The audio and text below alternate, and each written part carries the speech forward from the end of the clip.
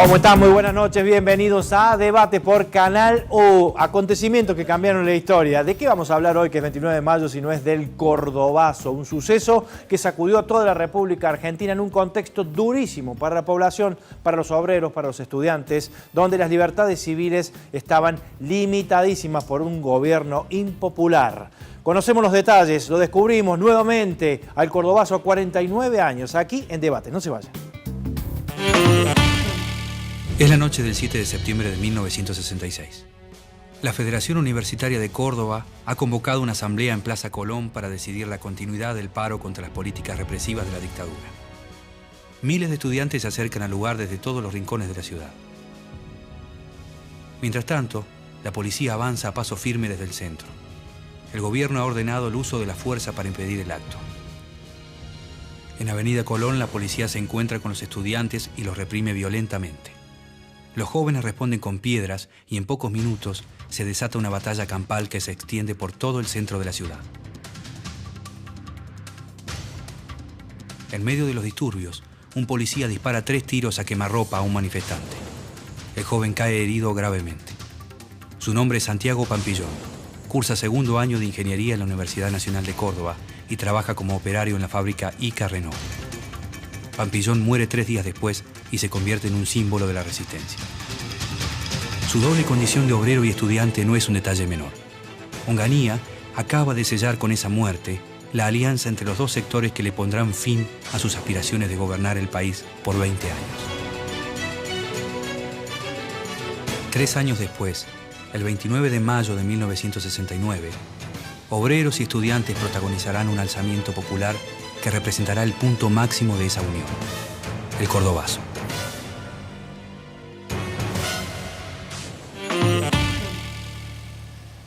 Contextualizamos de esa forma el momento histórico del Cordobazo. Y estamos con nuestros invitados del día de hoy, la doctora en Historia y profesora de la Universidad Nacional de Córdoba, Laura Ortiz. Bienvenida, Laura. Gracias por la invitación. ¿Cómo te va? Mucho gusto. Alicia Cerveto, doctora en Historia y magíster en Partidos Políticos. Hola, buenas tardes. Bienvenida nuevamente, Alicia. Y Héctor Tosco, hijo de Agustín Tosco. ¿Cómo te va, Héctor? Bien, bien. Gracias por venir, nos encanta tenerte aquí. Gracias. Bueno, el contexto histórico, donde la Argentina estaba viviendo días amargos, ¿no? Donde los obreros veían cómo se iban recortando sus libertades, los sindicatos en una encrucijada importante que después esto desembocaría en el Cordobazo. Qué difícil era llevar adelante una Argentina que venía de dictadura tras dictadura y no podía ponerse de pie. Creo que la gente de esa época también pensaba de esa manera, ¿no? Con algunos a favor y otros en contra de los gobiernos que se iban dando. ¿Cómo lo podemos contextualizar? Bueno, creo que has dado un puntapié importante y hablar de la dictadura militar. Digamos, el Cordobazo solo tiene, o se puede comprender solo en el contexto de que se vivía en esos momentos en la Argentina, que era bajo la dictadura militar de Juan Carlos Onganía, que se había instalado en junio de 1966, que era una dictadura autoritaria, verticalista, nacionalista, católica, digamos, por el perfil de los gobernantes que dirigían el país en ese entonces. Entonces, digo, el Cordobazo tiene que ubicarse en ese contexto bajo la dictadura, pero también es como decías vos, venimos de dictadura en dictadura, del 55, el derrocamiento de Perón, y si querés nos vamos más atrás, pero también ya estábamos hablando de un sexto golpe militar, el quinto golpe militar, el de 1966. Sí, y además la dictadura, las dictaduras anteriores y esa misma que se estaba viviendo, había generado toda una serie de prácticas sociales que de alguna manera fueron las que entraron en ebullición el 29 de mayo de 1969, ¿no? A partir de la resistencia peronista a la Revolución Libertadora, y a partir del 66, los estudiantes y los obreros, a partir de los sindicatos, iniciaron una serie de prácticas de resistencia a estas medidas autoritarias a partir de movilizaciones callejeras, de actos relámpago. Empezaron como a practicar una serie de acciones y que se tradujo también en nuevas ideas, en nuevas concepciones sobre lo que la ciudadanía podía reclamar y era legítimo a pesar de no ser legal, ¿no? Y creo que eso también enmarca lo que sucedió ese día, que como bien dice Alicia, hay que comprenderlo como en un proceso que venía de antes y que además va a repercutir fuertemente en lo que sucede después, ¿no?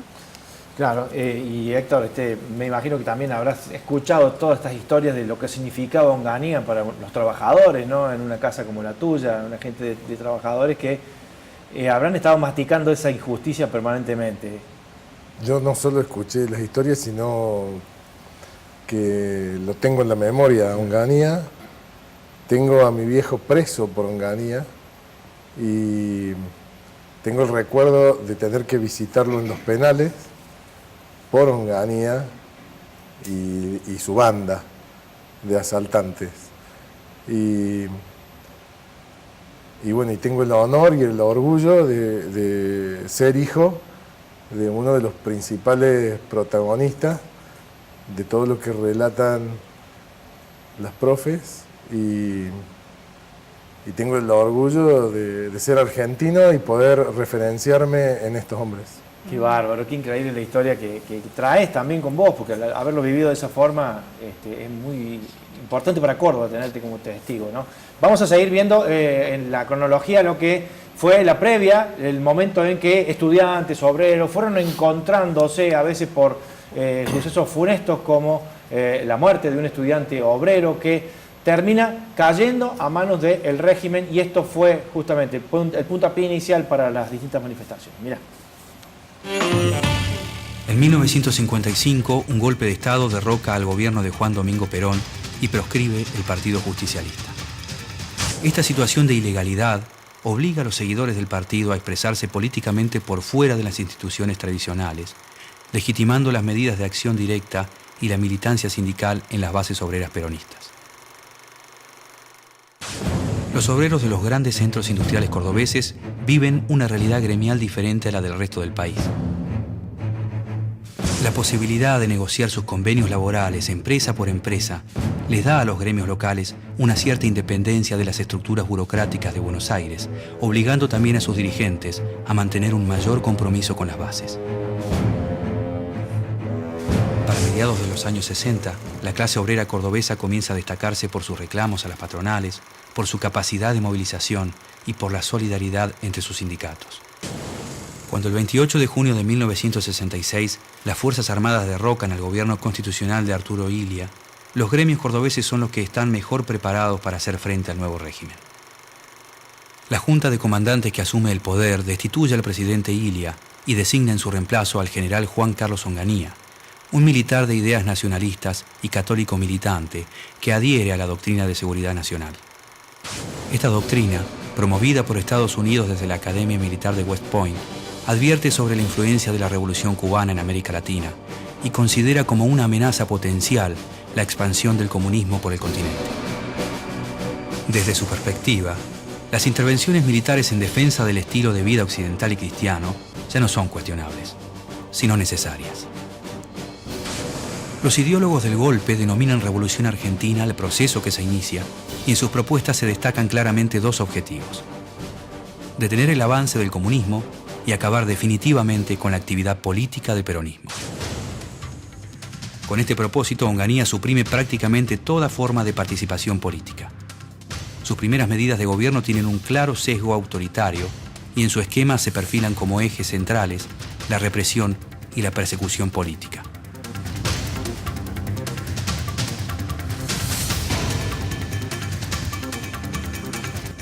La muerte de Pampillón crea fuertes lazos de solidaridad entre los estudiantes y los obreros cordobeses, quienes sufren no solo las políticas represivas, sino también los ajustes económicos de la dictadura.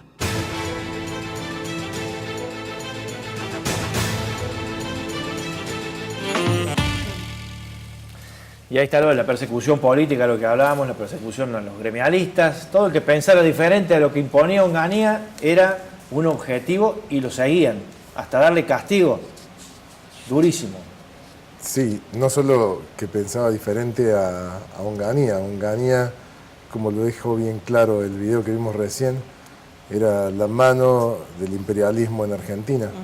Entonces, todo lo que pensaba distinto al imperialismo, al igual que hoy, es primero objeto de captura, de asimilación, y después, si no es posible convertirlo, es objetivo para asesinarlo, y en el medio, los grises, es llevarlo a los penales más lejanos del país, aislarlo de sus compañeros trabajadores, aislarlo de su pueblo, aislarlo de su familia.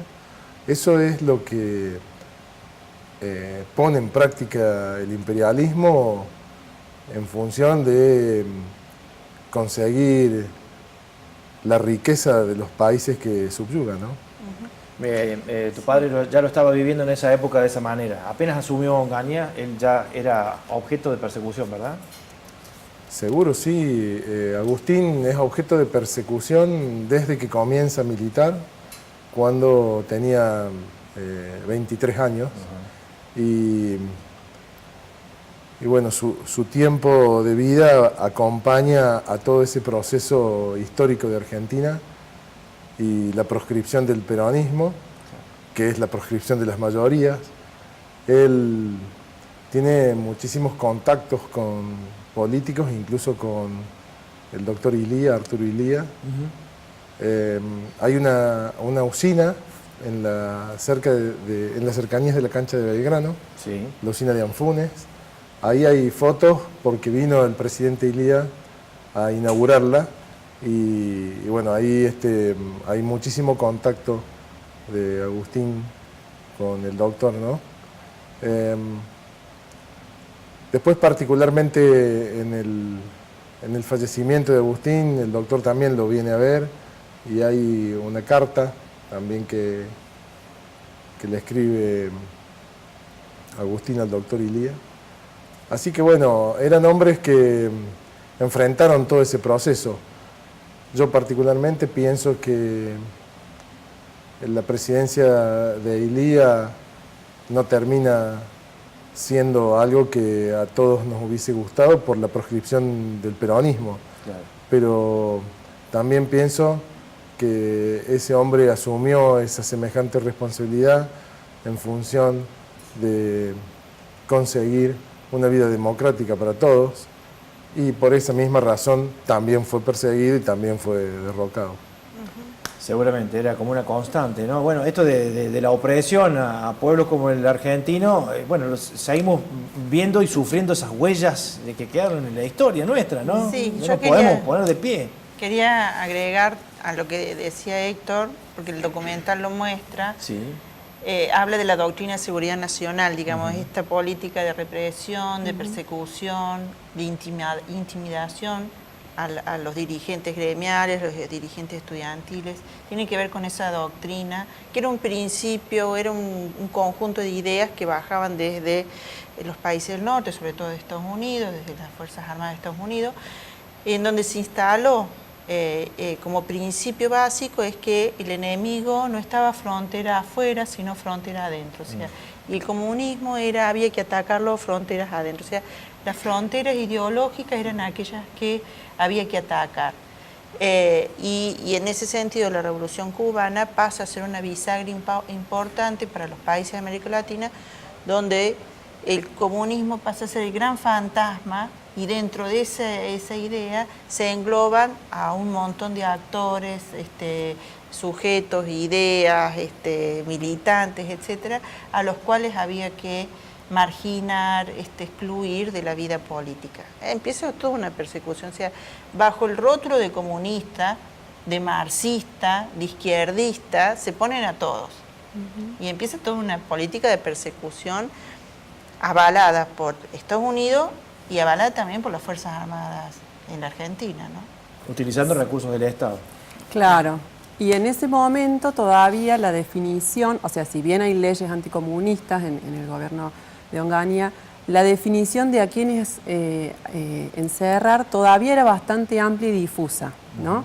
Que eso con el tiempo van a ir afinando gracias a mecanismos de servicios de inteligencia de la Policía Federal, etcétera, se va a ir afinando esa definición para lograr una represión cada vez más selectiva. Pero, por ejemplo, quienes fueron condenados a consejos de guerra después de participar en el Cordobazo, fue una población bastante amplia, es decir, incluyó no solamente a Agustín Tosco, que sí, digamos, estaba más vinculado con esta, o más identificado con esta ideología, sino también a gente como Elpidio Torres, que no tenía ese tipo de identificación, y otra gente que incluso con los años va a estar bastante más vinculado al poder que a los sectores contrahegemónicos, ¿no?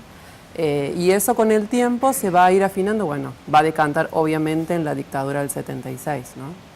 Bueno, en un ratito después de la pausa vamos a hablar sobre las políticas económicas, esta mirada de la economía de un país como la Argentina y cómo eso generó la bronca, la furia del pueblo de Córdoba, entre otros estallidos que se produjeron en la República Argentina, pero nos interesa sobremanera porque hizo una verdadera bisagra en la historia. Ya venimos, esto es Debates.